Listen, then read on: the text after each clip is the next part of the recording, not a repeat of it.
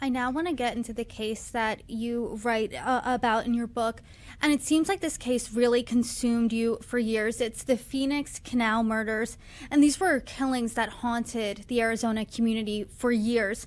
Two young women, Angela Brasso and Melanie Burness, were murdered less than a year apart from each other in the early 90s while biking near the canal. And the details of these murders really are just so grisly. Decades went by without these cases being solved, and this is what you wrote in your book. Both cases went cold, detectives retired, and the public eventually forgot about the victims.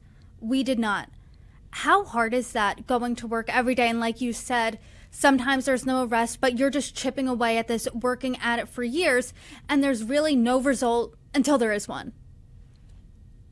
Yeah, this was a 3.5 year journey.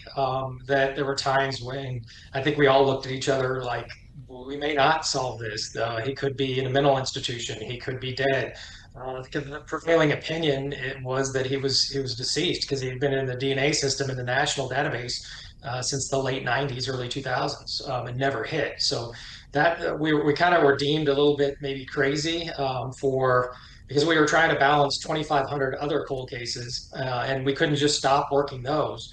So we had to balance working this as a team and then those other cases and all that comes with those cases. So it was challenging to say the least.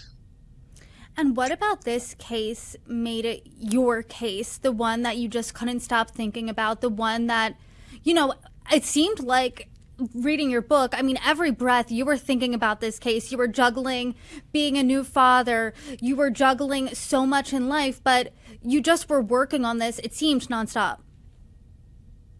I think that the clues he left us clues, and there was symbolism in the murders, and I just was obsessed by what those he was trying to tell us because he was definitely, like I said, there was heavy symbolism. There was stuff in the tunnels. There was water. There was the beheading. There were religious things. So I was really, and my detectives were trying to focus on exactly what he was telling us.